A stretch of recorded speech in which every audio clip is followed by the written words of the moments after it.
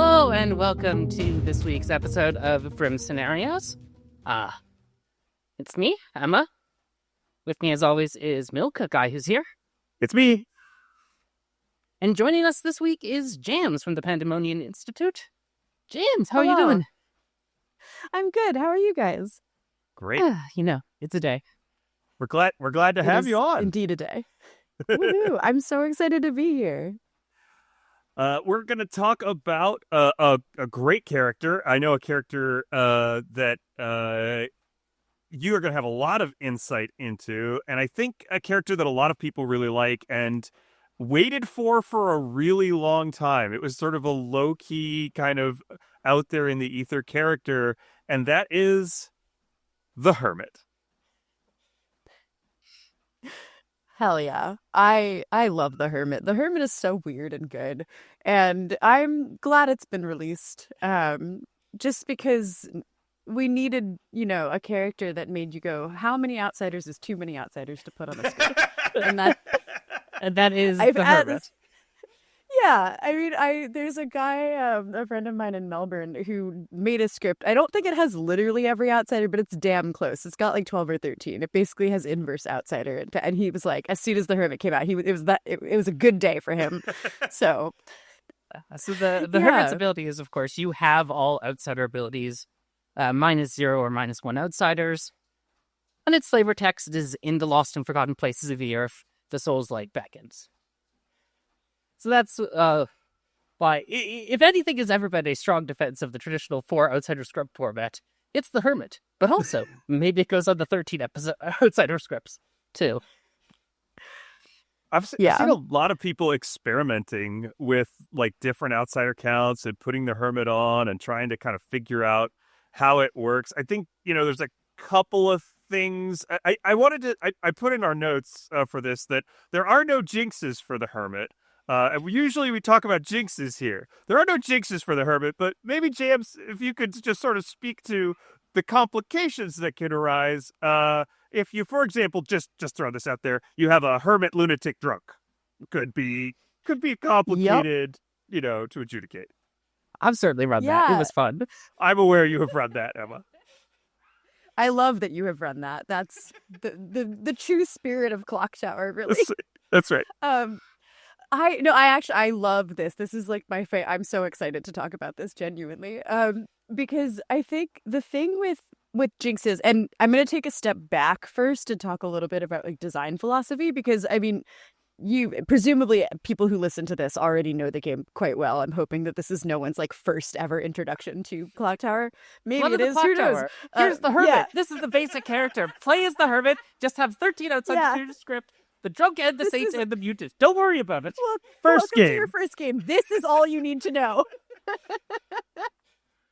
But yeah, so like just getting back into design philosophy for a quick second. One of the things that Steve has talked about at length is that he really doesn't ever want to get into like 3-way jinxes. You'll notice if you like have looked at the jinxes, every jinx is between 2 characters and only ever 2 characters. And that's super intentional, partly because the game's already complicated enough as it is. And so as a basis, like jinxes intentionally are designed to just solve problems that would make the game fundamentally unplayable. There are sort of different categories of jinxes, and this is not a podcast about jinxes and jinx updates, so I'm gonna stop before that is what it becomes. But also, we don't know when these are releases. The jinx updates could have already been long past. I know. Yeah. No, this is what's so silly is, oh yeah, that's so true. They probably, by the time this is out, though, because that's literally just like, they're all done, and I just am waiting for people to finish translating them into Chinese. So it's fine. Everything's normal. The thing with jinxes is that there are kind of different types of jinxes, but ultimately the point of jinxes is just to be like, the game would be fundamentally unplayable if these didn't exist, so we're going to make them exist. But another thing that makes the game, in at least like to Steve's perspective, and I think I agree with him on this, another thing that makes the game unplayable to some degree is having so many rules that it is impossible to know all of the rules and therefore be able to engage in the game. And specifically as it pertains to new players, like Steve's design philosophy has always been, make sure that new players can go play the game and they aren't so overwhelmed by rules that the game becomes unplayable for them. And which is tough, right? Because you have all of these like really experienced players like us who are like, well, we want things to be more consistent. We want things to be super clear and I mean, there was literally just a Reddit thread the other day where somebody was like, I rewrote all of the rules to make them more consistent. And I'm like, that's great. And it comes at the expense of new players being able to access the game and play the game. And so even though the character, like the Hermit, isn't there for new players, it is an experienced player character, it still needs to exist in a broader set of like game space and rules that is accessible to new players. And so where jinxes fall into that and why the Hermit doesn't have any is because, one, for all of these reasons that I've just talked about, we don't do jinxes for multiple characters, and the Hermit, in order to have jinxes, would need jinxes that inherently dealt with like every possible combination. And then that kind of was the other piece of it, was when Steve and I were looking at this, we did actually like do a lot of work to go, what would it look like if the Hermit did have jinxes? What would it look like if we said, these are the combos that you can't do, or these are ways to do the combos that you can't do? And we basically, as soon as we started doing it, we were like, there are so many different possibilities and different ways that this could be, and in different groups, like different solutions are going to be better. I imagine that, Emma, what you did in your game with the drunk and the lunatic probably worked really well in your game, and there are probably other storytellers somewhere else who did a completely different thing that like made sense for their group. And so it just was like, if we do this, we're going to make people learn so many niche specific things that just like aren't going to be as flexible and adaptable to the groups that they're actually operating in. And it was so based, honestly, to just be like, yeah, no jinxes, fuck it, like whatever, you do you. But like actually that was an intentional design thing to be like, no, this is intentional and sensible, and it is the way that we will make this the most accessible. Because if you do have like jinx situations with the Hermit, the first question is going to be, well, what is this jinx? How do you run this as a storyteller?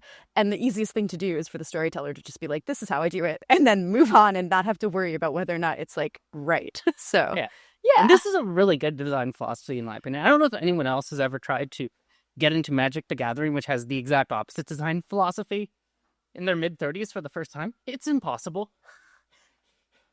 There are too many words to learn. They're not explained anywhere. They're not explained anywhere. It's just not worth your time. Like, you want games to be approachable for the way most people are going to engage with them. Even with the Hermit, is not going to be those of us who, have racked up hundreds or thousands of games online. It's going to be people who go to their local event once a month or once a week, play one game with the Hermit every 3 years, and need to know what to do with it. And those people aren't going to be on Reddit while they're playing the game looking for rules. They're not going to be on Discord asking about rules interactions. They don't have direct access to jams to talk about rules interactions. They don't have Milk and Emma just necessarily hanging out there to be like, what do you think? The storytellers just have to make a choice and just run the game. And believe me, the last thing I'm doing when I'm at some public game here in Phoenix or some private game where someone else is running it is want to say, oh, actually, I've read all the rules. I've spent too many hours of my life going through the unofficial Discord comments for things that Jams or Ed or way back in the day, Ted or John have said, and tell the storyteller how to run their game, because that's not fun for me, and it's not fun for the storyteller. Emma and I couldn't agree more. Emma and I are both very publicly fans of the consolidated rules sheet, right? The rules sheet that you read when you're running the game at a convention, the one-page rules sheet. And I think that's all you, most of the time, should need to play the game, and you could just ask the storyteller if you have a question. It's literally on the rules sheet. Yeah, so that rules sheet is Bible. It's so good. When you as the storyteller decide you want your Hermit to have a Butler Zealot ability, you just have to make something up. Yep. The Butler Zealot ability works just fine. Just tell them what it does. Exactly. Problem solved. So normally we talk about how to play the character at this point in the conversation. Obviously, we've brought you on for the easiest, most straightforward episode, Jams. I hope you don't mind. Oh, yeah. These are really simple questions to ask, obviously. Why play one character when you play 4 at once? Yeah. What do you do? What do you do when you pull this token? Catch up, people. That's right. Well, and in particular, this token, you might not even know you have it because there might be outsiders on the script that make you think you aren't it. So we have a whole bunch of complicated things. So let's start with a hermit that knows that they're the hermit and has some other abilities. Yeah.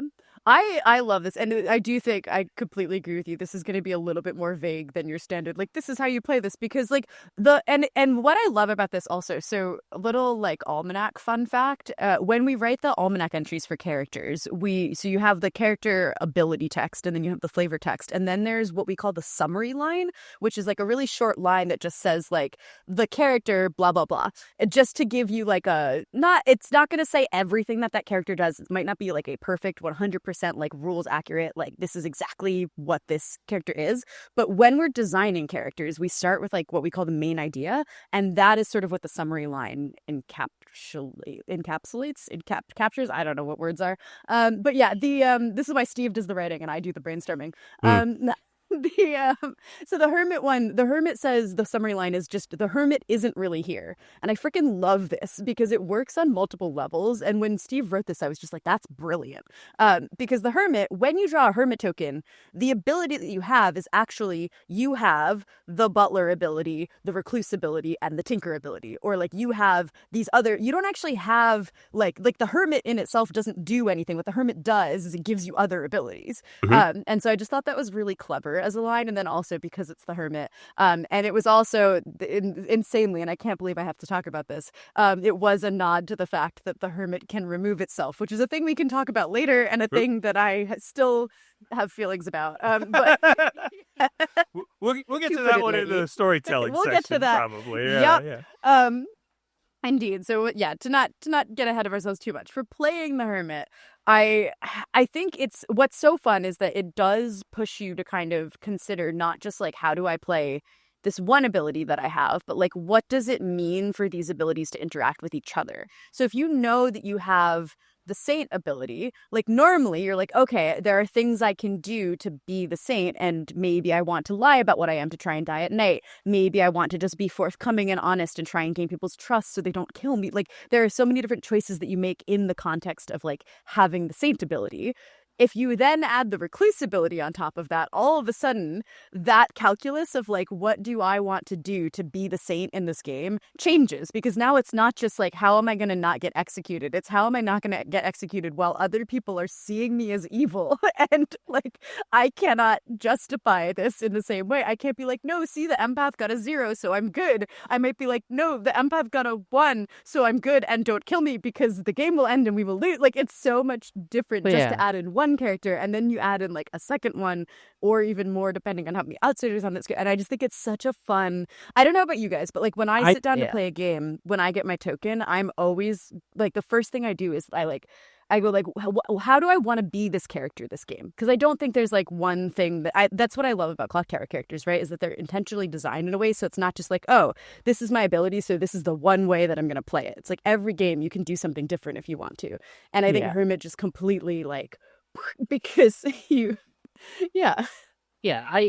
agree with that generally. I think there are some hermit combinations where you might have to stray towards, and I don't like doing this when I'm giving people strategy advice generally, is maybe this combination you have to play a certain way.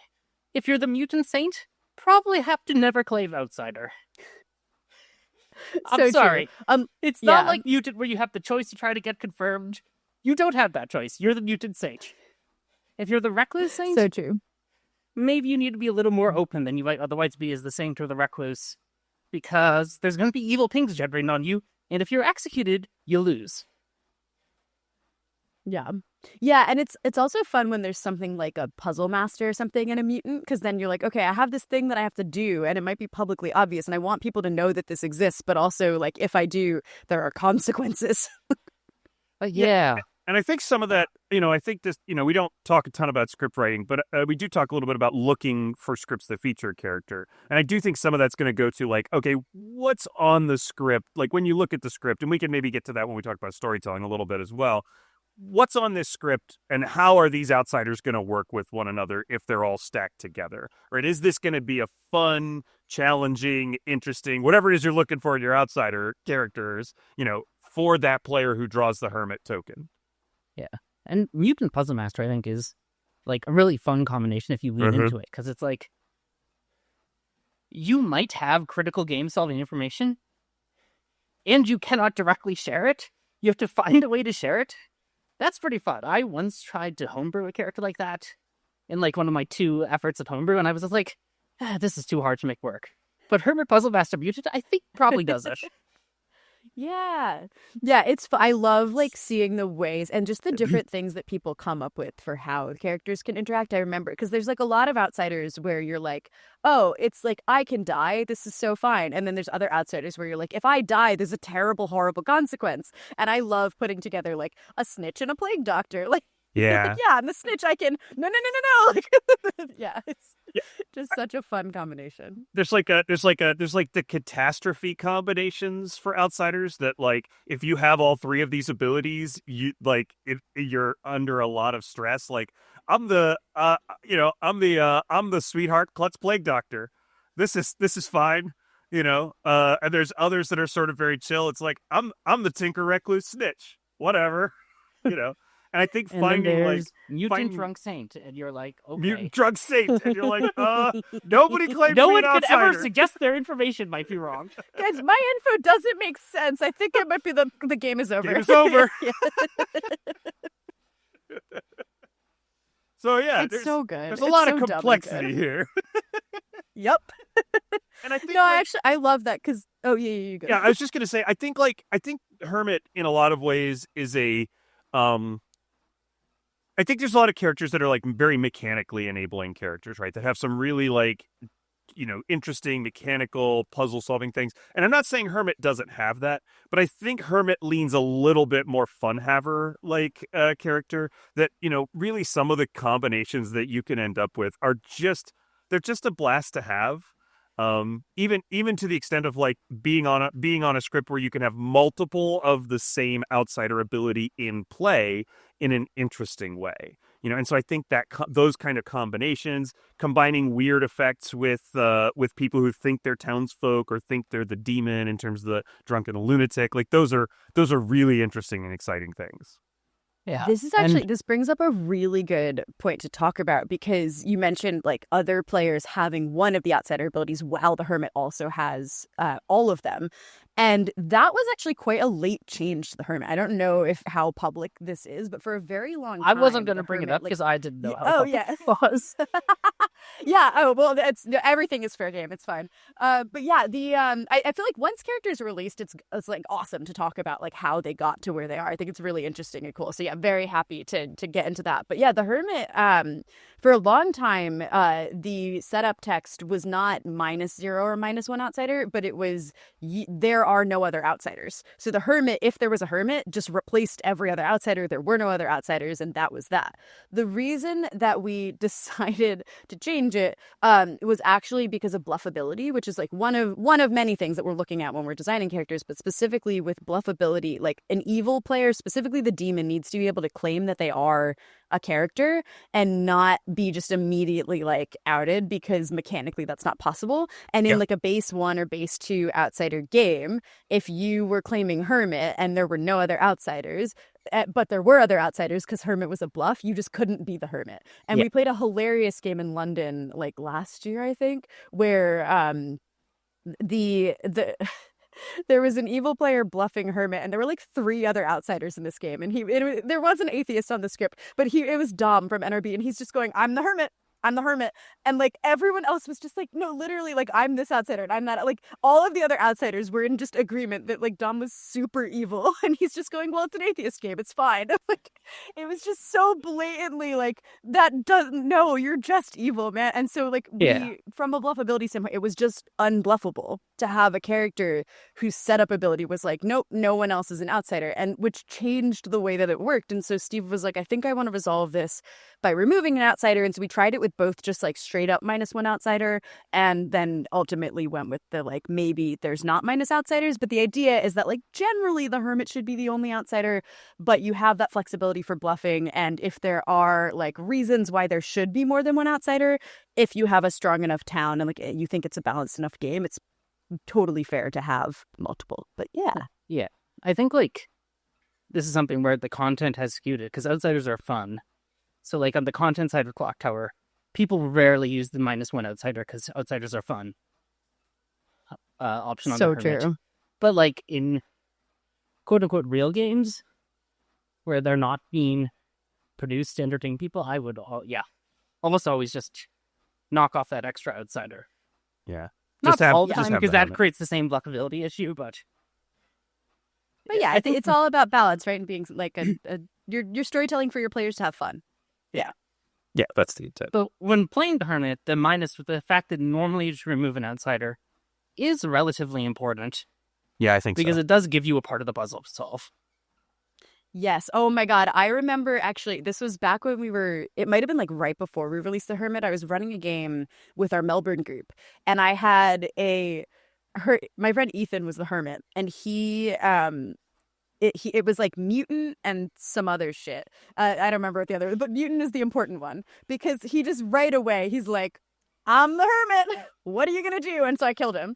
But I waited until like the start of day 2. So like we played all of day 1. He had said he was the Hermit. Nothing happened. The actual Cerenovus in this game was also, we had a mutant as like another character in the game. And the Cerenovus had made the mutant mad. So the mutant like knew that there was a Cerenovus and knew that he was mad. And so then day 2 starts and I immediately kill Ethan. They all go back to sleep, which was great because there was like a savant and some other shit that needed to like do day things. And so like Ethan dies. But what I didn't even think about when I was like in that moment of storytelling was that the actual mutant in the game at that point was just like, holy shit, I know so much because I'm the mutant, so I know that he's not the mutant.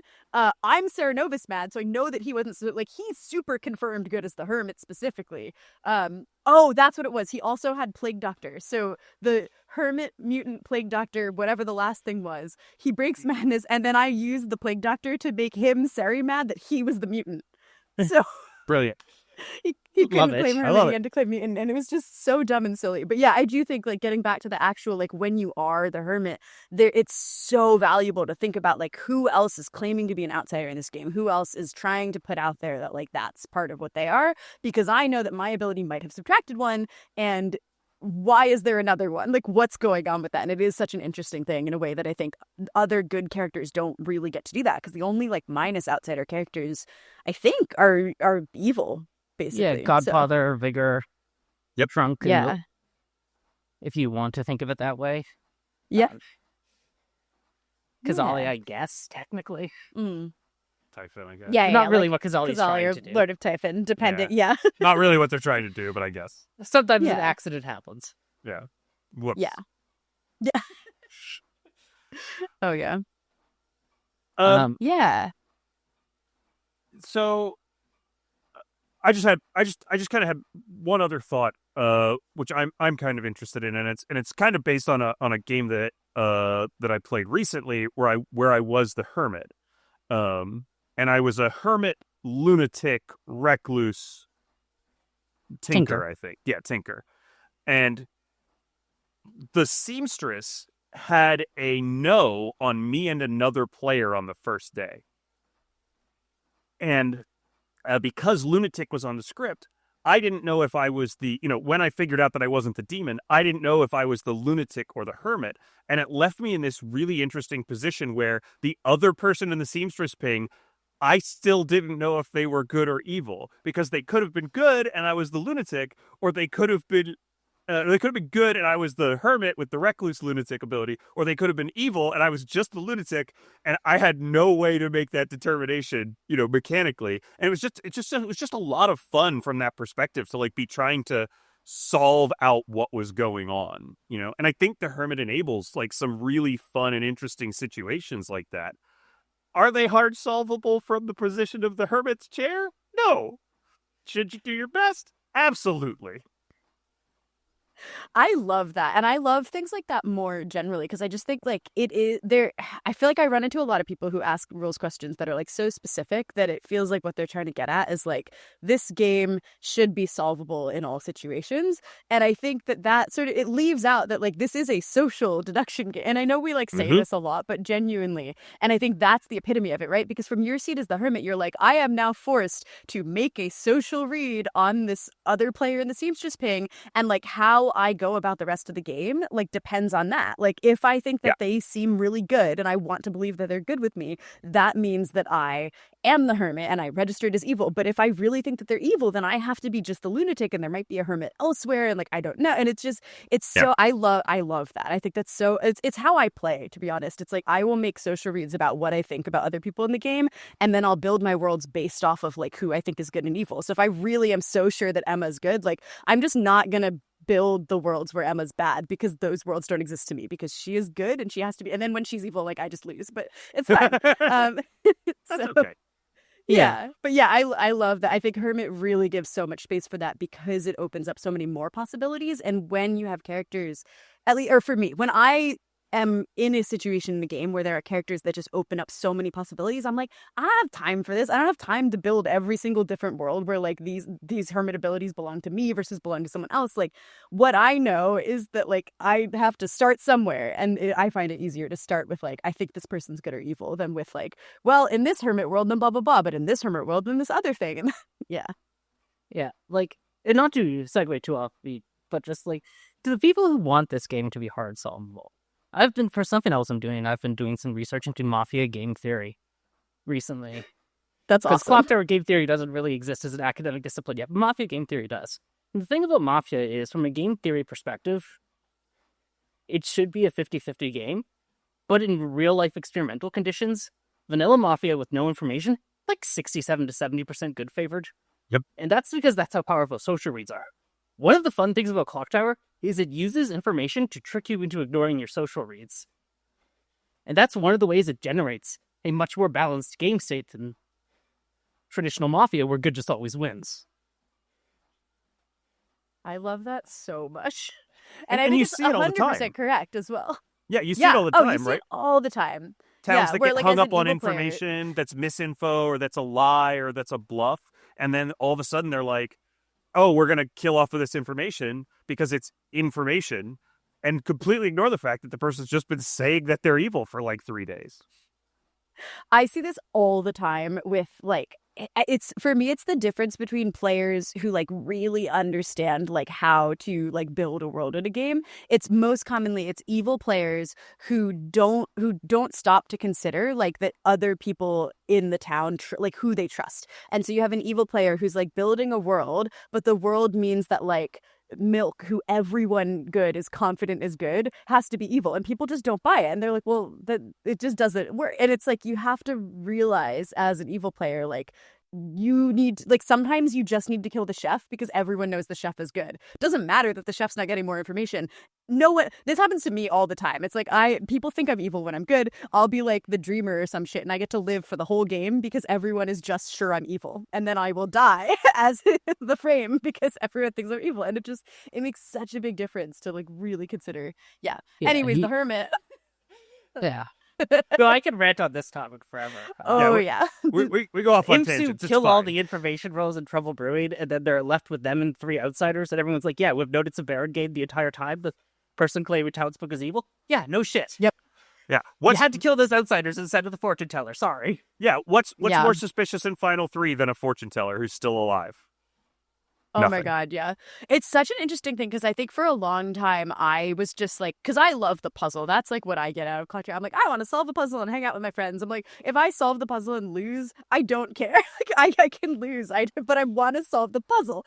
And I think like that was a really big point for me, was being able to recognize like, okay, we have 2 kills left in the game and everyone thinks that I'm evil. I need to die now because if I live, I am now a liability. Like, and I don't want to be killed in Final 3. And it's such a fun little puzzle of like also playing the game of, is evil trying to frame me if I'm good? How do I get out of that? Because I am now becoming a problem. Drawing back to the Hermit, I guess.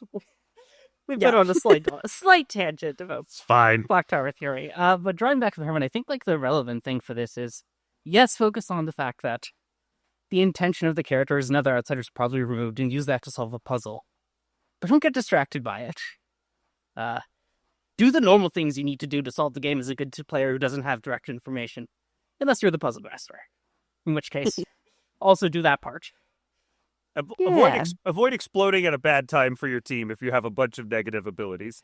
What's a bad time for your team? I don't know. Ever. You if figure it possible. out. Yeah, you figure it out.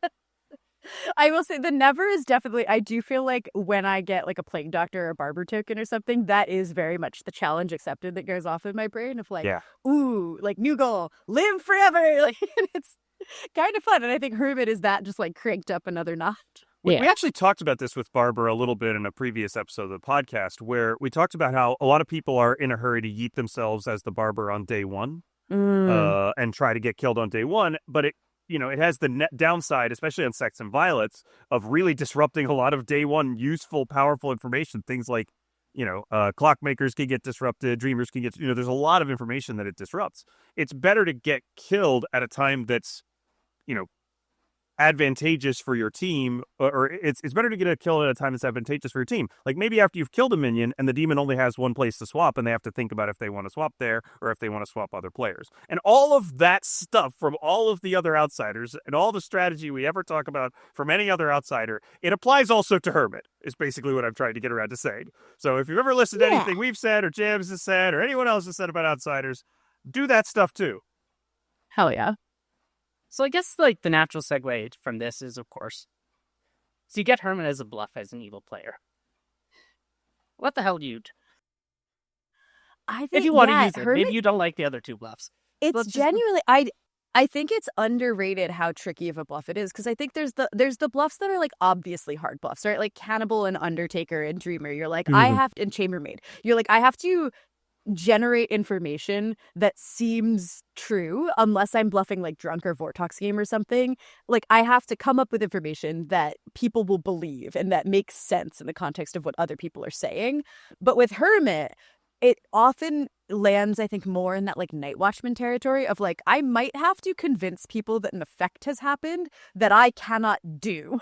And that can make things really tricky. And so I think with Hermit, it is very like, as a storyteller, I would be very mindful of like what other outsiders are on the script. Like if there's and what minions, like if there's a spy on the script and Snitch is one of the outsiders, I'd be way more likely to give Hermit as a bluff, because I could be like, yeah, it's a lot easier for you to try and convince people that there's a snitch in play if the minion is a spy and they know the bluffs and could right away get to the other minion and give them roles to claim so that no one seems like they're a minion without a bluff. But also, like, is that going to happen? I don't know.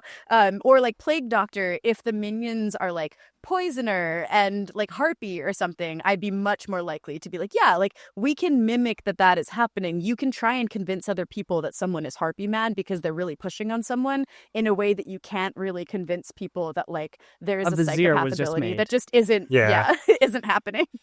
Yeah, and so it is really, I think, a tricky one to try and bluff. But it can also be really fun if there's like if it's Hermit and like Recluse and Lunatic or something, like freaking great. Yeah, come out as like, oh my god, guys, this is why I've been registering as the demon all game. It's because I'm the Hermit. Duh. Like, yeah, and you can't kill me because I have the Saint ability. Like, yeah. And like you can bluff some of the harder roles if you like, if it's like a Golem Hermit script. It's possible to do a good Golem bluff. Oh, for it's sure. It's just much harder. I would not nominate on day one if you're planning to do a Hermit Golem bluff. I would wait to nominate maybe towards when there's only 1 or 2 executions left, maybe. Yes, and I think the timing in this is so important. I remember a game like this must have been like years ago. Ben decided to run a game of like it was like Fish Bucket before it was Whale Buffet. I think it was just like a like base 3 like Fish Bucket. Mm-hmm. And he gave the evil. I was evil. He gave the evil team like all S&B bluffs, but then the game was just a normal game of TB. And so our demon was bluffing Town Crier, and then everyone else was claiming TB rolls, and I figured out that this was happening really quickly and was just like trying to be like, what TB rolls aren't in play? Like what's not in play? And I think it was like day 3 or something, I realized that there's not a virgin. So I was like, great, I'm bluffing virgin, but if I come out with it now, and I was the Scarlet Woman, so I caught the demon when they killed the real demon for not being a TB roll. And I got nominated for the first time on like Final 5, and I was just like, oh, I'm I'm the virgin, and the person who had nominated me was an outsider as well. And so it was just like, okay, if I had said this earlier, I would have been fucked, completely screwed. But because I waited, like, I actually had plausible deniability. And I think that's such a big thing as an outsider or as a hermit specifically, if you're trying to bluff these abilities that like have to have these conscious things in the world. Like if you're bluffing Plague Doctor and maybe you're an imp or a Fangu or something, you really need to like coordinate with your evil team to try and get them to claim something, or you have to argue like, oh, it's so late in the game that maybe the storyteller decided to just like poison someone that didn't matter, or like, oh, your information is weird. It's not because you're next to the Nardashi, it's because your Plague Doctor poisoned. Like you have to be able to recognize like what are the possibilities, what are the other reasons, what are the ways that I can be like, no, really, this is happening. Believe me. I think outsiders as bluffs, I often rely on the minion or the demon even turning the drawback of the outsider ability into a reason not to kill them, right? So, oh, you got a negative, you got an evil ping on me. Oh, well, I've the recluse, right? So that's okay that you have an evil ping on me. Or, oh, you want to kill me because I'm suspicious socially? Oh, well, I'm the Plague Doctor or the Sweetheart. Don't kill me because it's going to be bad for town. I think it's very appealing as a bluff for Hermit, because you could pile up a whole bunch of this and stuff and go, hold on, everybody, this is really not good for us. We really don't want to do this, right? But I also think like you have to be aware of like the context of each of those abilities that's built into the Hermit, because if you're the Plague Doctor, Recluse, Tinker, and you're the demon, and you're in Final 3, a lot of people are going to have questions about how the Hermit, who has the Plague Doctor, Recluse, and Tinker abilities, is still hanging around, right? So you might want to find like a bunch of Knights of No Deaths or something where right. a real Hermit Tinker would probably have died in one of those. Yeah, for sure. Or the storyteller really wants one of the minion abilities on the script, and the Tinker Plague Doctor. If there's like a wizard and a psychopath and stuff. Yeah, like, Emma. No shot, my storyteller. Yeah, if I'm a good player in that game, I'm like, no, this storyteller, they wanted that too badly. I refuse this.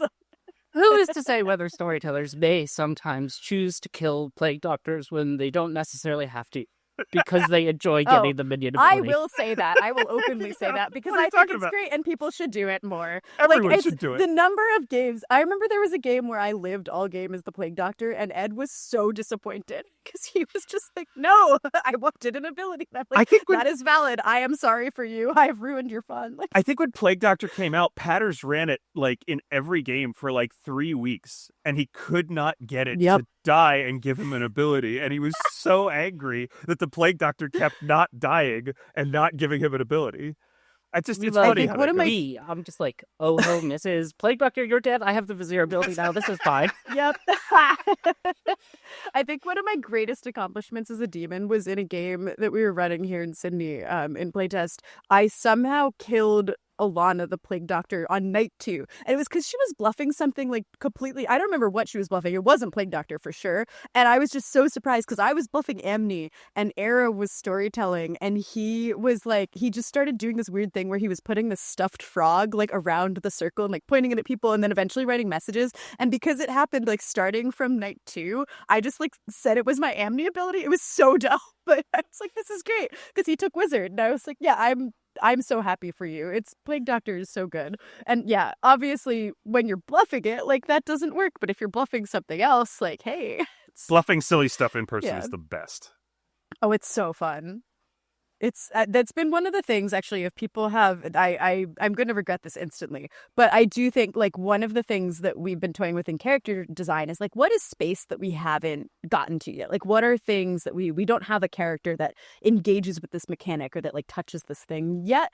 And I think like in person, like physical stuff, there is a lot of space there. I know like Ellen in the UK has a hilarious character called the Elephant, and it's an outsider whose ability is like you must be holding like a large unwieldy object during nominations, and if anyone is mad about the fact that you're holding a large unwieldy object, like they might be executed or something, or you might be executed. I don't remember the exact thing, but it's like point being that the mechanic is specifically that you have to like get a giant object and then just have it, and then everyone else has to be like, yeah, everything's normal here. This is fine. And I love like, yeah, I think if there are like unexplored sort of spaces of Clocktower, I want to hear about them, and I'm gonna regret saying that, but that's fine. I mean, I think that in R.I.P. person, my like DMs. in person effects, like things that are really, that maybe are hard to do online or whatever, like in person focused effects, I think are a really great space. Wraith is just like Wraith Yeah. is, and we're not talking about the Wraith, but Wraith is a good example of that, like where it's something that's really fun in person. You can just do different stuff. Yes, I'm so grateful that we had the opportunity to reveal the Wraith in person as well as online, because I think that was just such a game changer in terms of showing people like this is what this can be, and a really interesting challenge. Yeah, again, this is not about the Wraith, but if another time we can talk about what it was like to actually make the Wraith work on. I'm still gobsmacked that worked, that we have online Wraith and that people like it and that it works. Yeah. But yeah. So Any other if you're final bluffing, I thoughts don't on know. bluffing the Hermit? I think I think it's mostly just pay attention to what effects your outsider abilities should be generating. Because a sneaky amount of them have effects. Yes, there are so many. And this actually, the first time we really dug into this, weirdly, was when we were trying to come up with, like, it was when Steve was sort of going, what would it look like if we didn't have any hate jinxes? And specifically, I had to look at Heretic and try and figure out if there were ways to make the Heretic coexist with evil Grim Peakers, basically. And one of the things that we had talked about was what would it look like if we had the Heretic register as a different outsider? And so I had to make a spreadsheet of every single outsider and then go through the outcomes of like, is how on a scale of like fine to like utterly broken and janky, like how bad is it if the Heretic registers as this outsider instead? And I think it was only like a third of them that were completely fine. There was another maybe like third-ish that were like, you could make it work, but it would require some like real interesting bluffing on the Heretic's part. And then the last third was just like, yeah, nah, that simply cannot ever work. It won't happen. Evil will just know. And yeah, it's really interesting because you don't think of outsiders necessarily as things that are like that sort of like visibly impactful in the game, especially because they're supposed to harm the good team. And if you're like, no, but you have an effect that we could tell is happening, so you're a confirmed good player. But I think that's also why a lot of those effects trigger after the outsider is dead, because it's like, yeah, a virgin who's confirmed good is still alive and they have killed someone else, and that's their confirmed effect. In this case, like, yeah, now you're confirmed and you're dead and someone else is drunk. Like, uh-oh. Exactly. Yeah, and the outsiders are generally a little bit louder to the evil team, I think, than the good team, but there's still a fair number of them that are loud to both teams in some way. And even ones that are quiet, like for the Puzzle Master, and everyone's going, wait, no, my information seems correct and my monk ability is working. You're buffing Hermit Puzzle Master. They might start to have some questions. Yeah. Yeah. I think if you're supposed to generate drunkenness or poisoning, like make sure that there's something there that you can plausibly be drunking or poisoning, right? If you're the Hermit sweetheart, right? Make sure that that's there. Again, this is all sort of normal, like bluffing outsider stuff, but it's compounded in Heretic or in Hermit, not Heretic. It's compounded in Hermit because you have to think about all of them, right? You have to kind of do your checklist of like, am I going to be able to bluff this part? Am I going to be able to bluff this part? Am I going to be able to bluff this part? What happens when I get to final three, Yeah, you're not just going, where is the person who's puzzle drunk? You're also going, where is the Plague Doctor effect? And why do the minions, like, do they seem like they have bluffs? And, like, am I registering as evil? And why have I not died yet? And, you're doing this calculus that you would do normally once, like, 3 times over, and you have to figure out not just it's a really layered bluff, which makes it that much harder, because like even when you're bluffing Dreamer or something, you're like, I just have to come up with information one at a time each night. I can do that. Like it's like, it's hard, but it's all the same pile of info. With Dreamer, you have 1 to 3 minions you could fake confirm before you actually have to learn anything about someone, if you play it right. But with so true. Hermit, or it might be Cannibal, trickier. You're like, oh no, we didn't execute anyone on the first day. Yeah. Great. My bluff is that I did nothing. Easy. I think like maybe just some warnings about Hermit gluffs. If you have a Hermit Heretic ability, maybe don't gluff that as the demon, because Heretics want to be executed if they're alive in Final 3, and you don't. Any other ones like that are just like, maybe steer away from this jinx if it's part of the Hermit switch. This bluff if it's part of the Hermit switch. I mentioned Hermit Tinker. I would also say any other Hermit any other roles that should kill. Yes, you can bluff that you're a golem. Yes, you can bluff that you're a moonchild, but recognize that the mechanical worlds around that are going to have to be pretty stable, or your bluff is going to fall apart real fast, right? If you're the hermit with a moonchild ability and you pick and that person doesn't die and somebody else has pretty strong information that person is good, whoa. Yeah, well, you're dead already, so it's not that big a deal. Yeah, but I mean, there's, Yeah. There's stuff like that. Yeah, it's the difference between the thing that you're claiming being something that actually adds to the puzzle and makes the good team question the things they believe versus the good team just going like, well, yeah, we thought you were evil and you are because your thing didn't work. Yeah. All right. Well, I think it's probably time to move into storytelling the Hermit. And the first thing we like to do when we talk about storytelling character is, especially these, is you have to find a script. So, because there is no Hermit script, at least yet. Hopefully one day. So you have to go to Jeff's website or the unofficial script forums, wherever else you find your scripts, and find yourself a Hermit script. What are you looking for? What makes a good Hermit script?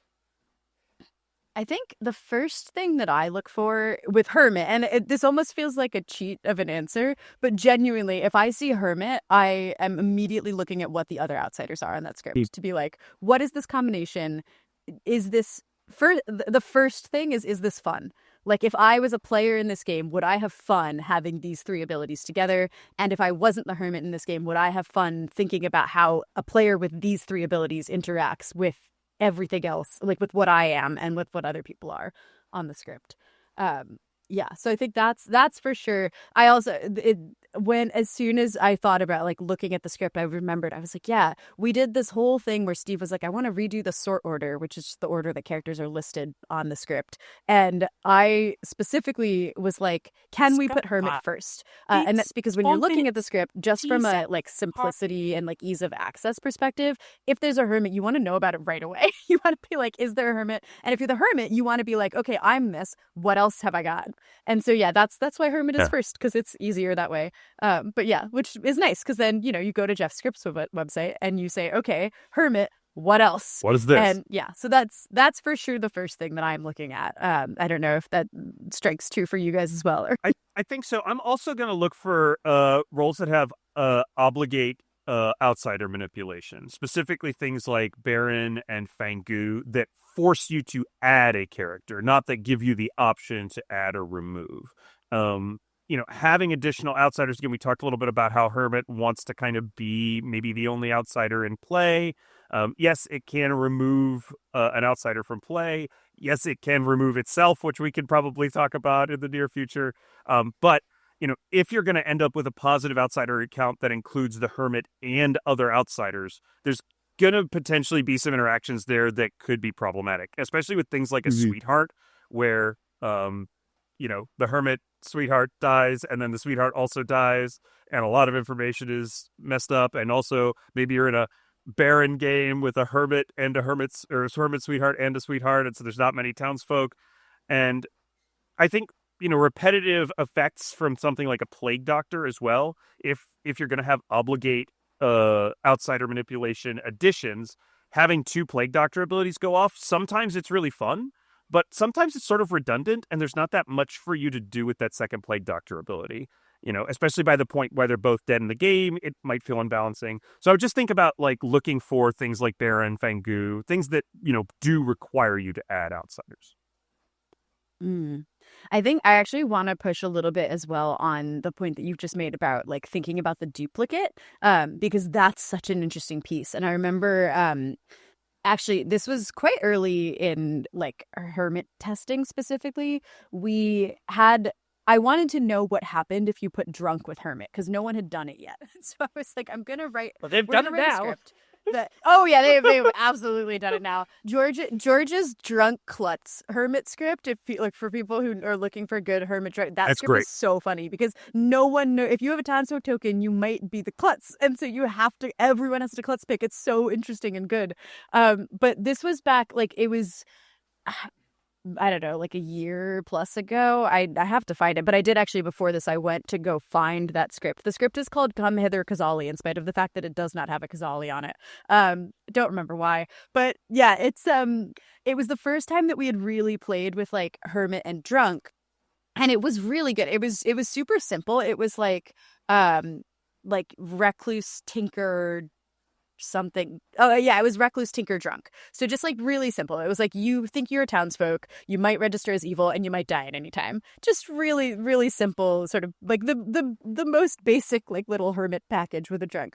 But one of the really interesting things that came up was that the possibility of having both a drunk and a hermit drunk made things just so impossibly complicated for the good team to solve, and players who really like to solve that puzzle were just like really frustrated, like more so than I would have guessed that they would be, by the idea that there could be these two drunks in the game. And like normally you're like, I can deal with the drunk because it's only one drunk, but when you make it there might be two drunks, all of a sudden it really changed things in a way that I think was quite tough. And so it was that, coming back to like a storytelling point, yeah, thinking about like if I have a hermit and one of these other outsiders, how much worse is that, and what does that do, and how does that impact the game? That was something that I wasn't expecting to be as crazy as it was. And I do think there are certainly times where you could have a hermit who is drunk and also, or a hermit who thinks they are the townsfolk because they have the drunk ability, and a drunk elsewhere. But yeah, definitely something that should be used, I think, more sparingly than like I was anticipating. Yeah, probably don't put the poisoner in that bag too, right? Like when you're building that bag, maybe just don't add the poisoner. Oh, did you not want? Sorry, I thought that the other abilities were the puzzle master and the sweetheart. Yeah, and yeah. Also, there's a sailor. Yeah, the townsfolk are a sailor and an innkeeper. That seems right. And the demon is a leech. No Dashi or something. No Dashi, leech. Yeah, that seems right. Like, I think with Hermit especially, you want to think about what your group is going to enjoy. Maybe a lot more than some other characters. Not that you should never not be thinking what your group is going to enjoy when thinking a script. But someone in your group is going to have this outsider combination if you're planning to run the Hermit. So, like, think of, like, what is going to be fun for the median player in your group. What is going to be interesting for them, and what is not going to be fun. Maybe you'll have a group that really likes it when you have to come up with a janky house rule to make two outsiders that are, like, strictly incompatible work together, like Butler and Zealot. Like, okay, I have a house rule for Butler and Zealot, my group's gonna like that, they'll have fun with it. Other groups will be like, this is so weird and confusing, I don't want to listen to an extra rules explanation. Maybe for that group, avoid your Butler Zealot combo. Yeah, even if you have a group where, like, they don't really... Like, I've had a lot of players who sort of misunderstand the Butler at first, and they're like, oh, yeah, when that person votes, I must vote. Not like... Which is how people will run That's Butler how Zealot. Butler Zealot works. If that's how your players are thinking about the Butler, maybe don't do Butler Zealot, because they're just going to... It's going to reinforce, this is how the Butler works, and it's not. Yeah. But yeah, I completely couldn't agree with you more that it's that you really... Because it multiplies the number of interactions and the number of ways that characters interact, because you have one player who is a 1 in 3 or a 1 in 4 instead of just being one character. And it makes really being conscious of, like, not just is this going to be fun because of the way this one character interacts, but is this going to be fun because of the way this package of 3 characters interacts with everything else. And I want to emphasize what Emma said as well, which is, you know, if you're looking at your circle and you're like, well, you know, most of the circle is going to enjoy this combination, but there's a couple of people who this is going to be a really bad time for them. Err on the side of caution for those people, because you're guaranteed that one of them will draw the Hermit. I mean, it is just going to happen. The person who you're like, it's the only person who wouldn't enjoy this, they're going to pull it. And it's just how it goes sometimes. So just think about making sure that, making sure that everybody will enjoy the experience. Yeah. So you've selected a script. Is this the script we're selecting? I don't know if we talked about this. We didn't talk about it in advance. This is still a Lantern for the Lost and Lonely, which was up from previously that I was still running, but it has Hermit on it, so I just left it. Oh, we lost James. I'm sure James will be back. Just figured it out. We can switch the script. This is fine. It's magic. I can just push a button and change it. Yeah, I just don't know if this is the script we're selecting. Might be. It's the one that's here. The one here, it has Hermit. It's the one that's been up for the entire time, so if we want to do a different one, we can do a different one. We're just vamping now, right? Like, this is just us vamping. Oh, okay, good. We won't cut this part, but it'll be funny. We'll talk about how we're going to cut it, and then we won't. That's our standard operating procedure. Everybody seems to like it when we, let them see the behind-the-scenes stuff. This may be slightly less interesting behind-the-scenes stuff, but, it's fun. There's James. Slight disconnect. James is very far away from us, so the internet had to catch up. Oh no. Yeah, it's just classic Aussie internet. We're good. Okay. But what I did get was we're selecting a script.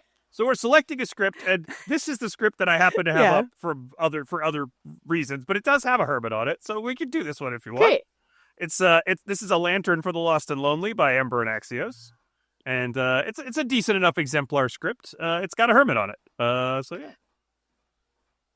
So you're storytelling the Hermit, you've picked your script. And let's just assume the Hermit's going to be in play, because that's what we're talking about. That sounds fine. How do you bad build for a Hermit? What are you looking for to put with your Hermit? This Hermit is a bit of a weird situation, because it's a lunatic speaker, recluse plague doctor. So you're not actually putting the Hermit in the bag most of the time, but you might be. Yeah.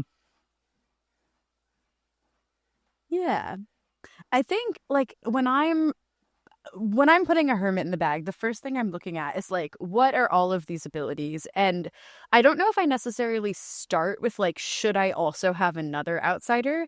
But it's certainly something I'm considering over the course. I think it's more of an ongoing consideration. And I do think that at least when I'm building a bag, there are sort of things where I'm oh, I have this, so I want this to go with it. And then there are things where I'm kind of thinking about this in the back of my head the whole time I'm building the bag, and I might kind of switch things after I've initially picked just to accommodate for that. And I think Hermit tends to be a little bit more on that latter side. If I put the Hermit in the bag, as I'm putting other things in the bag, I'm going to be continuously sort of thinking about how those play with the Hermit, and I might put something in initially and then go, no, actually, I want to change this afterwards. So looking at this script specifically, the first thing I see, honestly, just the first thing that I saw was okay, this Hermit has the lunatic ability, so they're going to think they're a demon. And when I have a lunatic, I do really enjoy, profoundly enjoy having a poppygrower if I can, because poppygrower is one of those things that really lets the lunatic think that they are the lunatic, or think that they are the demon, not the lunatic. And with poppygrower, part of I think what makes that really genuine for a good player who thinks they're the demon is that you have another good player who genuinely believes that they are the poppygrower and are trying to convince people that that is the case. But at the same time, poppygrower can be rough for evil, especially looking at this script. You do have a Scarlet Woman, but you also have a witch who might accidentally witch their demon in a poppygrower game, which could be an issue if there's no Scarlet Woman. You have a harpy who might make evil players mad, or make good players mad about their demon or about other evil players. So I don't know if I would want that poppygrower, but I think it's a good thing to go okay, that's here. That's something that will play nicely with that lunatic ability that the Hermit has. I think seeing Seamstress here is fantastic because you have a player who won't be able to say that they had the recluse ability, which really plays, I think, in a very interesting way with that Seamstress. Similarly, Oracle. I'm mostly looking and going what are all of the things that are going to interact with the recluse ability with a good player who thinks that they are the evil demon in a really interesting and fun way. And I quite Gambler. like the idea of that town crier as well. Yeah. Oh, Gambler, just murder the Gambler. Yeah, I quite like Gambler. There's nothing you can safely gamble a hermit recluse lunatic as. Nothing. You are always dying. And I also think Gambler is interesting too because you can use the Hermit in a different way because of their Tinker ability to make it seem like the Gambler misgambled when maybe they're killed by the demon. Right. So I think there's some interesting stuff you can do with it. Imagine that you give that Hermit Gambler as a bluff, and then they tell you that they're gonna gamble. So you're yeah, I'm bluffing that I'm gonna gamble this person, and it's I don't know, the bounty hunter or something, and you just freaking give the bounty hunter the just kill them, just kill the demon because they think they have a Scarlet Woman, and they're yeah, I'm bluffing Gambler, and then they actually die, and to a mistaken them, gamble, and then they're trying to explain no, I thought that I was evil, I thought I was the demon, and I was bluffing Gambler. And I died because I gambled, but no, I didn't really gamble, but I died because it was Tinker, and no, it's just what do you do? It's so good and silly. Probably, so I like that a lot. Probably in this bag we are going to throw in a Scarlet Woman. to help out the demon a little bit. Something else that's useful. One of the things I like about lunatic as a role is that part of the drawback is giving the evil team information, right? And here, on BMR, obviously the Godfather can learn, that there's lunatic in play. But here, it's a piece of information that the demon can gain about a specific player in a poppy grower game. So now that person is not the poppy grower. That person is not your minion. You know exactly who that is. They're not a priority to kill. They're going to be figuring out weird stuff. And so it's like a good anchor piece of information for a demon who's not going to know their team. Yeah, I love that.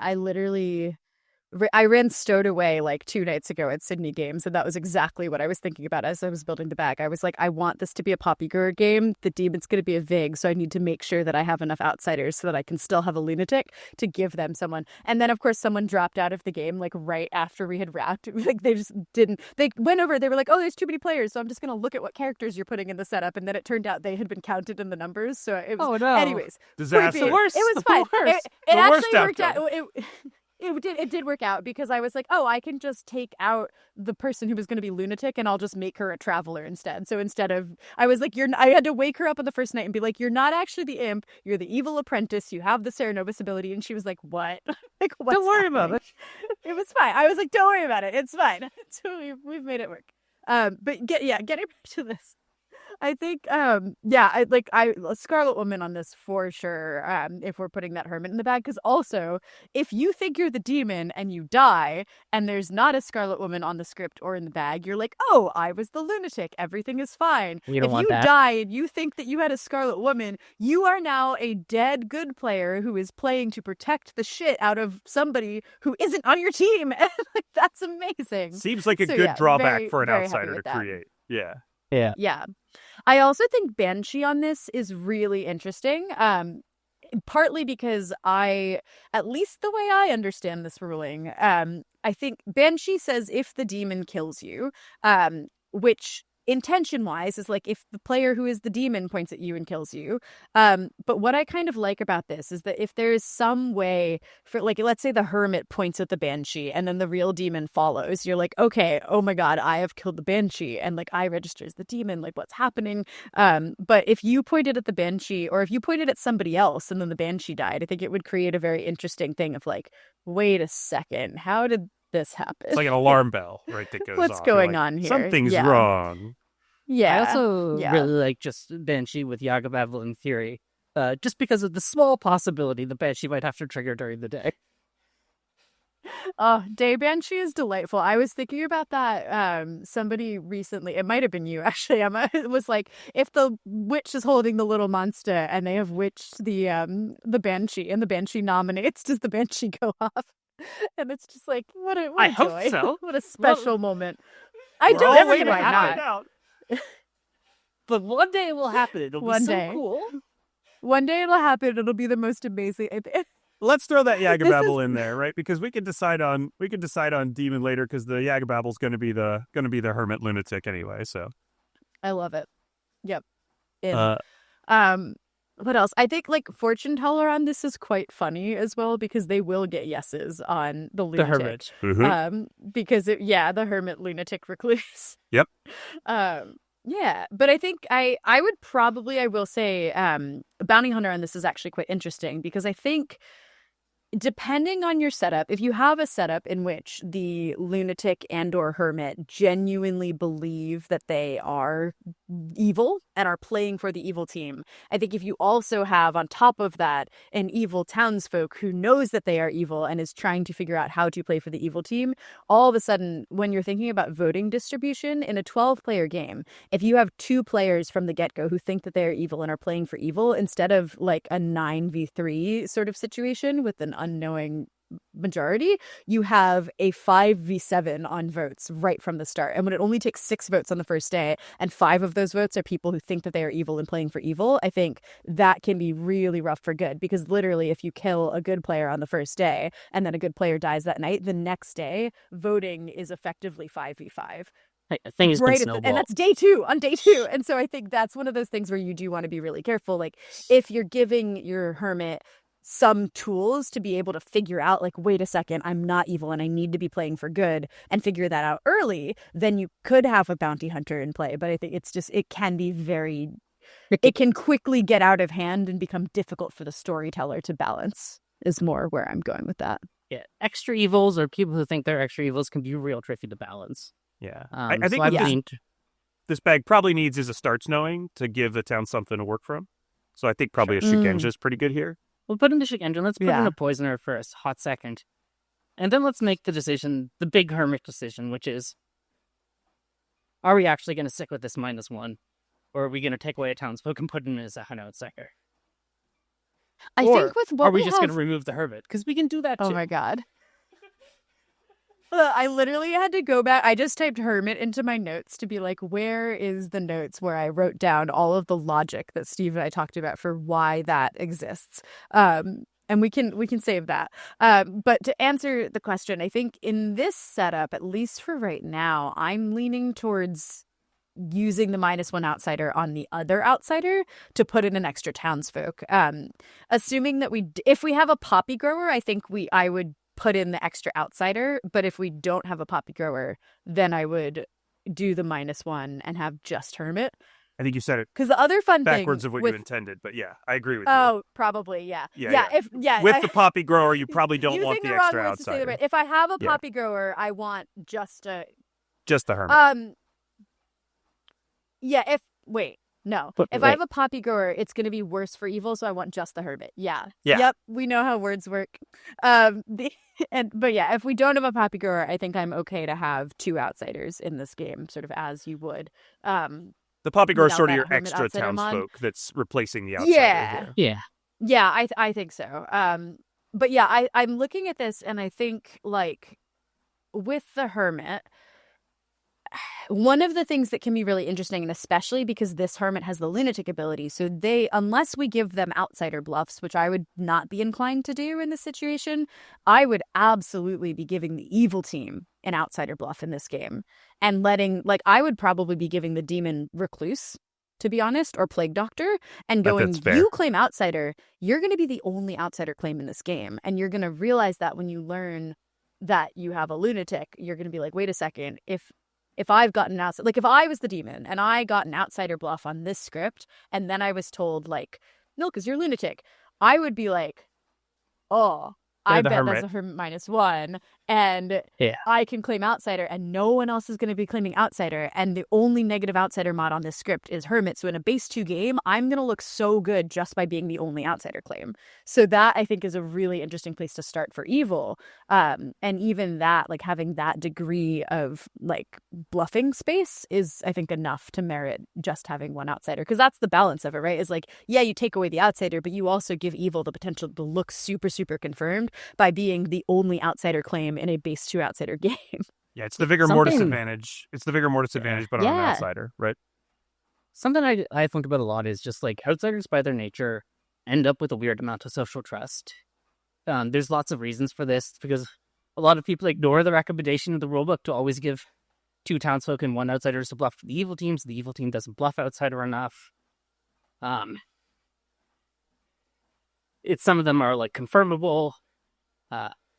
Some storytellers see a recluse on Troubled Rune and be like, all right, we have my investigator ping, my empath 2, and my fortune teller. Yes, right there. And this is like, great. The recluse is super confirmed, and so are all these townsfolk.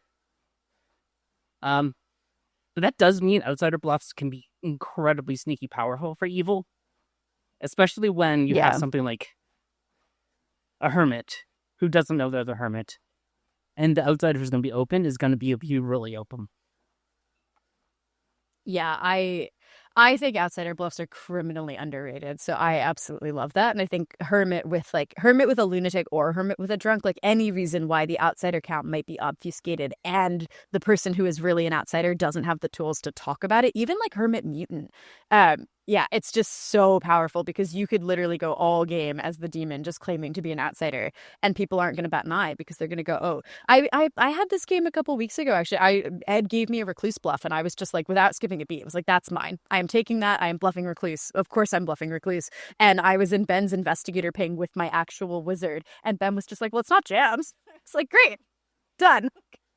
just gonna let that fly. Yeah. And Hermit, it makes outsiders so much more bluffable by being what it is, because you can claim any of the other outsiders, and especially on this script. Yeah. Yeah.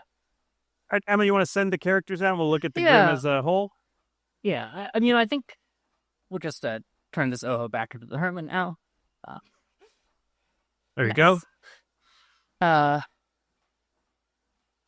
I like this a lot as well. As a side note, the fact that our Oho is the lunatic, because the Oho is going to pick characters, and then the Yagababble isn't going to pick their own kills. So the Yagababble is going to learn, basically, your demon picked, seat 12, and they're going to be like, I bet seat 12 is the poppygrower. Not that I can do anything about it, but maybe now my poisoner can poison them, or maybe I can say to the storyteller, hey, I would, I'm trying to say my phrase a couple times today. These are the kills I'd like you to prioritize. And just for a second, stepping back to like player agency, this is something that I would love to see more with players, of like that communication with your storyteller being like, hey, this is what I'm trying to do and this is what I want to do. I was thinking about this actually at the Sydney Games the other night, because I was running a game and the demon said he was bluffing Courtier. And I was like, because I asked him and then I woke him up, was like, what are you bluffing? He's like, Courtier. And I was like, cool, okay.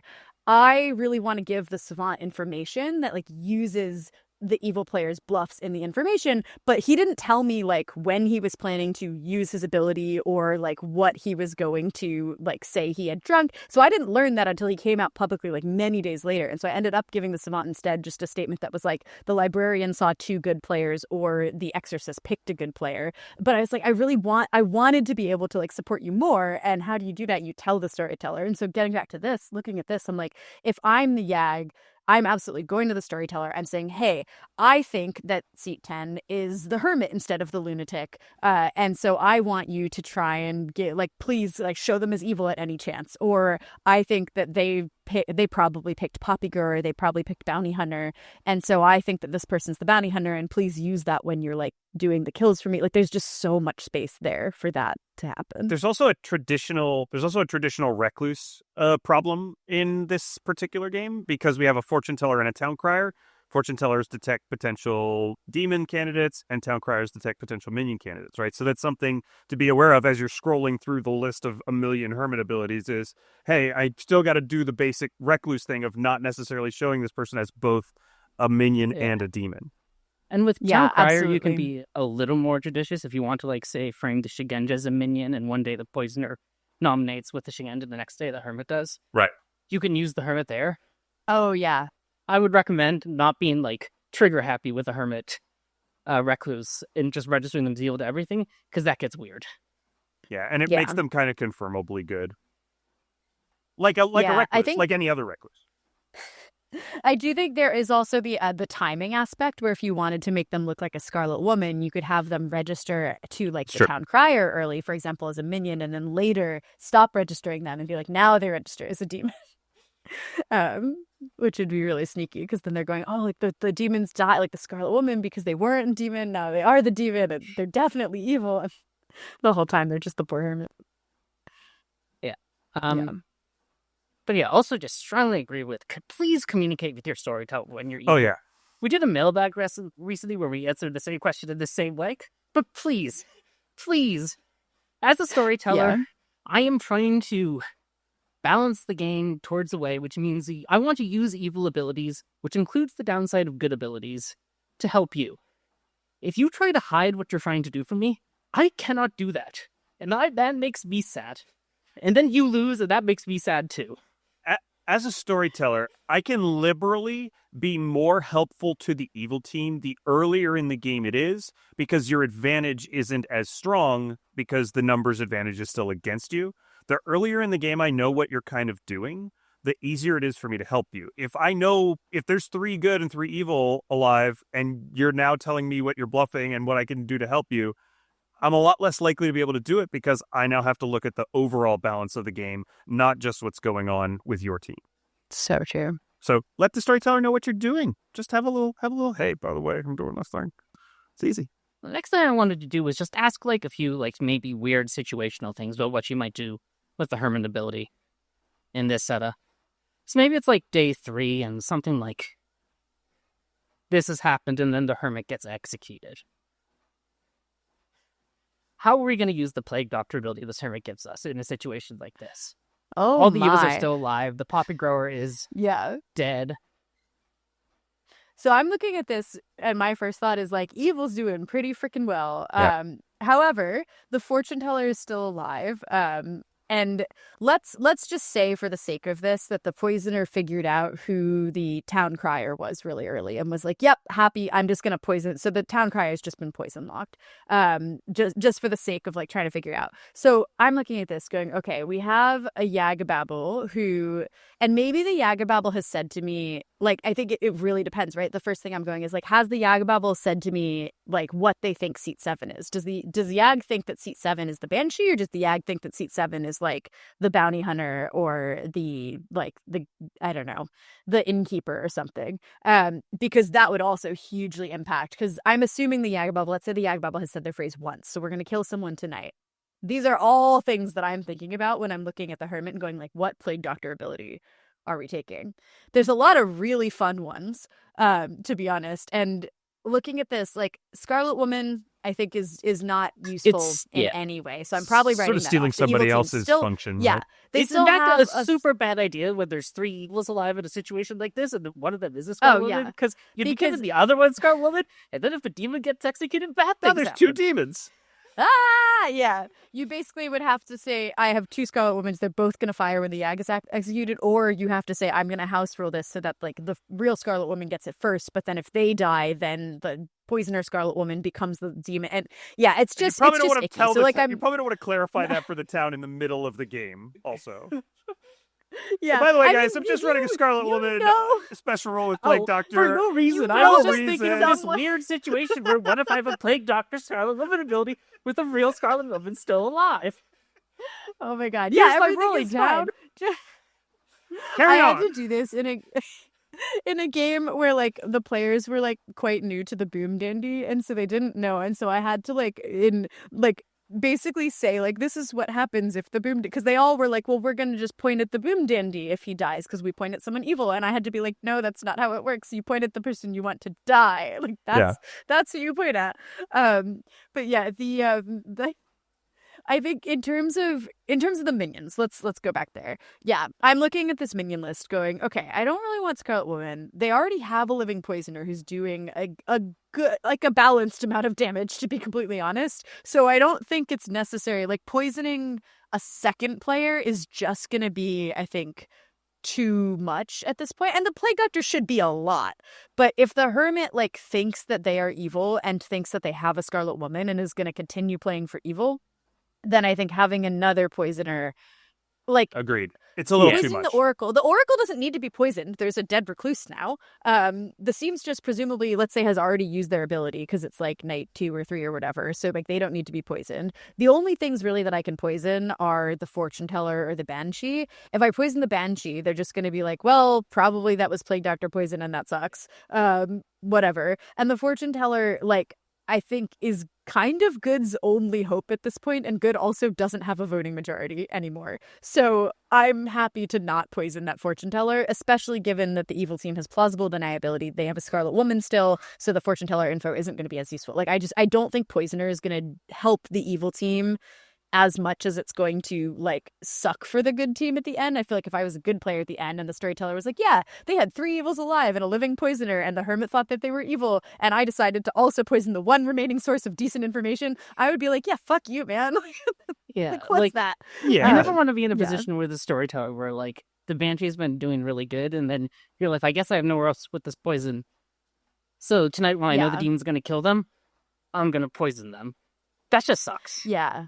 I think, and like early on as a storyteller, I think I made mistakes like that where I would go, well, I have to do something with this. And it's like, no, actually you don't. Like, if the sweetheart dies and there's no one worth drunking, you can just chuck it on a dead player. And like, that's okay. Like, it doesn't need to do something useful. Like, if the sweetheart lasted that long such that their dying didn't mean that there was anybody worth drunking, then like, good on the sweetheart. And that's fine. Yeah. I think the 2 things that I look at this and I think are, one is I could take the Harpy ability and make the town crier mad at someone that they've seen as a minion in their information, right? That's one possibility. And the other possibility is to take the witch ability put the witch's effect on a good player and then commit myself to not putting that effect on another good player after, if that player dies to the witch ability. Like one hit of a witch, there's 8 players alive, so the calculus for nominations and voting is kind of okay for a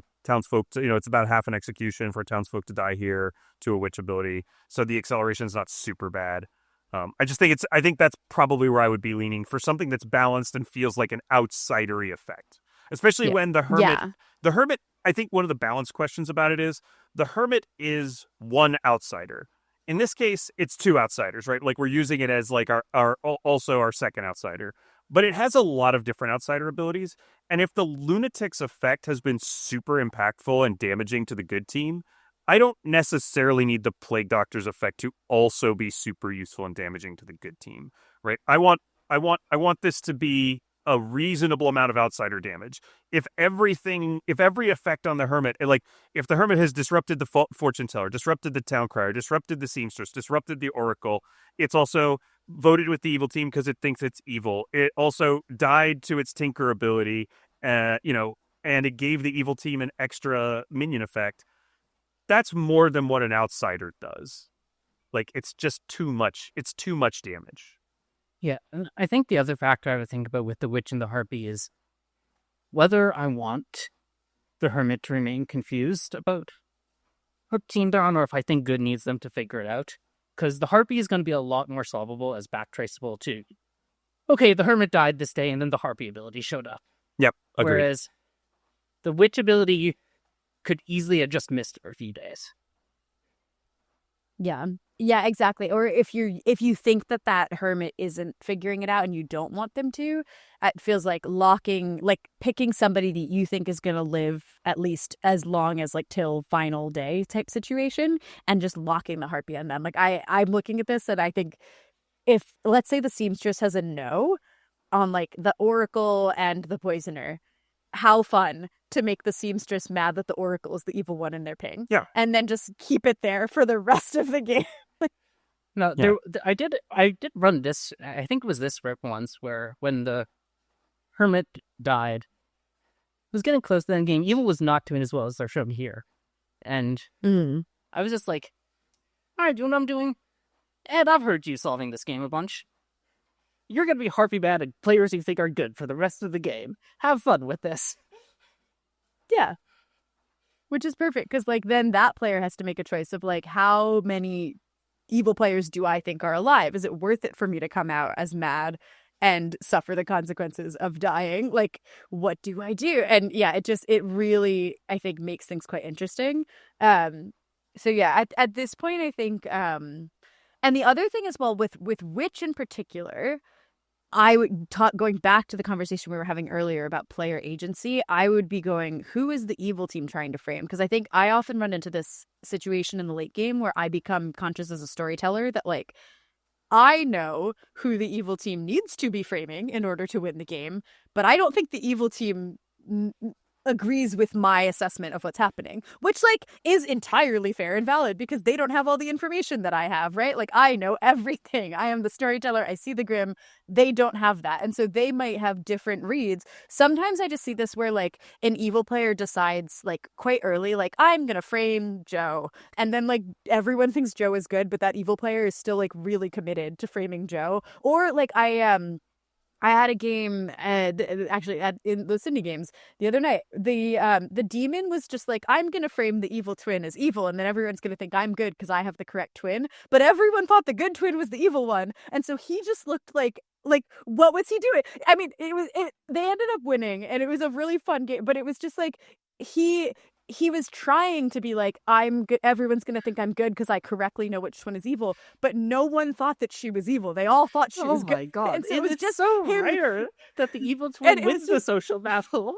Very rare. It was amazing. amazing. Have your demon sell you out anyway. It was, rude. You guys would have loved it. It was Revenge of the Martian Vampires, and they killed the demon on 5, I think, and so, or like 6 or 5, and so it was like final 5 or 4, and they had to kill into the twin pair to trigger the heretic, and they killed the evil twin, thinking that she was the good twin to trigger the heretic win, and the game ended because the demon was already dead, but it ended in an evil win because they had killed the evil twin, and it was just like incredible. But yeah, Perfect. I think it's really one of the things that I'd be looking at in that situation in a game like this of like, okay, who is the evil team trying to frame, and who needs to be framed in order for evil to win? Because which makes that very tricky, right? Because if the evil team is really trying to frame the Oracle, and then I witch the Oracle because I'm like, the Oracle, everyone freaking trusts the Oracle. The Oracle's really confirmed by the Shugenja information because I pointed the Shugenja towards the Poisoner. Like, that Oracle needs to die for evil to win. But if the Oracle dies and the Yagababble and the Scarlet Woman have just spent all day being like, the Oracle's evil, he's like super evil, like all of a sudden you end up in a situation where like, as a storyteller, like I'm trying to help, but I'm doing it at the expense of like what the evil team is trying to do, even if what I think is that the evil team is doing the wrong thing. And I think as a storyteller, like it's my responsibility to respect the choices that the evil team is trying to make, even if I don't think that those choices are going to win in the game, because at the end of the day, like it's their choices to make, even though I have more information. And like every once in a while I will go against this. I remember a game where I gave an empath like different information to what the Poisoner wanted them to have, because everyone, like I was like, if I think it had something to do with like sus being on the demon versus the minion. And basically I was like, I'm going to put this sus on the minion, even though the evil team is trying to clear the minion, because if the minion is good, then the demon is evil. And that's where the whole good team is at. So the good team needs to think the minion is evil so that the demon lives. But it's very rare that I will kind of go against what I think my players are trying to do, because it's the player's game to play. It's just my job to try and like facilitate what they want to do, in my opinion. Really good advice, like really underrated good advice, like to think about, make sure you're aware of the state of play, don't sink the evil team with their own abilities, but simultaneously let them make the choices. You just support what they're trying to do. Yeah. I think like you normally want to do what your player's agency wants, as long as, even if it's not like from your perspective optimal, except for like the very rare situations where like sometimes this will come up in Troubled Ruin where the demon will be like, I want to start pass to that minion. You're like, that minion's in an empath too, and an investigator pig, and has been seen by a Raven Keeper. Well, your other minion is squeaky clean. I don't think you care that much. Yeah, like, exactly. And I think that's such a big thing, is like, how much is this player gonna mind? Because I also, right, like I'm sure you guys have experienced this as well, where you have one player who like, they really want to be like responsible for the choices that they make and own them. And if I go against what that player is trying to do, they're gonna be mad at me, even if what I did was better for their team and better for them. So I'm just gonna let that happen. Whereas there are other players where I'm like, I know that we have that trust. Like as a player and a storyteller, we have a relationship where the trust is there, and they know that like I have their best interest at hand, and so they might say to me, hey, this is what I want, but the implication that follows is like, if you think there's something better, I trust you to do the better thing, and if you don't do the thing I've asked you for, I am going to assume that you had a damn good reason why, and I'm going to put my trust in you having that reason, and then go and try and figure out, my next job is to figure out what that reason was, so that I can be a better player for my team in this game. I was about to say, right, it's not just, oh, I trust you and I trust that you've made the right decision. It's, okay, I'm not going to be mad about you making this decision. I'm going to go, okay, wait, why did she do that? Why did Jams do that instead of the thing I just said I wanted Jams to do? Oh, that minion is in a lot of trouble. Okay, well, let's not start past there. That seems good. Yeah, you should have a really, really, really damn good reason if you're going to go against your player's agency, is I think the conclusion here. Similarly, I think as a player, there's so much power in like doing that on the other side as well. Like if I'm playing in a game, and I remember having this where I poisoned somebody, and at the time I was like, why the fuck did they make this choice? That choice was so like, I was so annoyed by like whatever the choice was that had been made. I don't remember what exactly it was. It might have been like an oracle number that was given differently, or an empath number or something. But it turned out what had happened was I had poisoned the snake charmer on the night that the snake charmer had snake charmed my demon. And so the snake charmer was like hard clearing the demon as being the demon because of that poison. And that was why they had given the empath like a different number. Like they hadn't used my poison to impact a number. But it took me like days to figure that out. And I think as a player, like I really was struggling with that, because I was like, but I poisoned the freaking empath who had a number on my, or like whatever it was. Like, what the hell? I don't understand why they've done this. Or, oh, that's what it was. I had poisoned the Undertaker, and the Undertaker saw the Snake Charmer as the Snake Charmer. And I was like, no, everyone thinks Brad is evil. Why would you show him as the Snake Charmer? And they showed him as the Snake Charmer because he had freaking Snake Charmed the demon when he was poisoned the night before. But like, I didn't know that. And so I was so annoyed about it. It's like, no, you have to, like, yeah. Sometimes you don't find out until Grim so reveal, much right? to trust. Oh, yeah. And then it's great. And you're like, oh my God. But yeah, it's just that, like, trust, I think, is the most important part of storytelling beyond, like, really anything. Like, because that's what lets you run good games, and it's what lets your players exist in a place where they can do the things that they want to do. Yeah. Well, any sort of final thoughts on either storytelling the Hermit or the Hermit generally? It's fun. Go play it. Pull the token. It is fun. Yeah, it's so fun. I think it's just like, yeah, have fun with it. That's so fucking vague and stupid. Have fun with it. But it's such an interesting character, and I do think, like, it's less advice, but more of like a go out and try weird shit, really, is what I want to impart. We're people big with fans of go 'cause try shit. It's great. I love that. Hermit is certainly the character to try the stupid ideas you've had without and see if they work. Yeah. Yeah, it's such a playground for all sorts of silly things, and I also think genuinely, I like to storytell characters that challenge me to be better as a storyteller, and I think the Hermit is very much that, at least both from a mechanic standpoint and from a decision-making standpoint. I think the Hermit, it gives you so much space to be really intentional about what you're trying to do. So I really like the Hermit for that. And so I think if you are looking to improve your storytelling, like, put the Hermit on scripts that you run, and run the Hermit and practice, like, making decisions when you're factoring in 3 outsiders instead of just 1. And yeah, what a good outsider to practice with. It's all of them. Mm-hmm. Well, it's all of them. Jans, thank you so much for coming on, talking to us about the Hermit and all kinds of other cool stuff. This is just a really fun conversation. We really appreciate you coming. We like to roll out the red carpet for our guests. So obviously, you're a wonderful resource for everybody on Reddit and the Unofficial and on the TPI stream. But where can folks find you? What are you up to? Let them know what you got going on. What am I up to? To be honest, I've been on a bit of a, like, social media hiatus, and I have been hiding mostly in the Cow and Moon gelato parlor in Enmore, which is where Steve and I create the game. So you can find me there if you're in Sydney. No, I have social medias. You can find me on Instagram at Jamie Mercado, on what else? Like Blue Sky, I think, and Twitter at Boom Jamsy. Sometimes I haven't really been doing the streaming thing much, but lots of my friends, they all take turns streaming on Gen Clonk on Twitch and YouTube, which is good fun. Lots of silly fun games there, and yeah, mostly, quite frankly, you can find me hidden in the depths of the gelato parlor, trying to talk Steve out of decisions like the Hermit removing itself. That's where we're at. No, in all seriousness, yeah, just I would say, rather than like shilling myself, just support the company. You can pick up some cool merch and things. Yeah. Just play the game. That's how you support me. You play the game and you have fun. bloodontheclocktower.com. Yeah. My Clocktower water bottle's in the other room, but it's really a good water bottle. I should have had all my merch over here. I didn't think about it. I'll make sure I've got it all here to show for It's all you. good. I'm like, I'm not even. I said I was going to change out of my pajamas before this, and I just put on a normal shirt. Could have put on a Clocktower. No, we're getting there. We'll get there. I think there's some stickers on my water bottle. It's fine. All right. Well, I hope you enjoyed this deep look at the Hermit.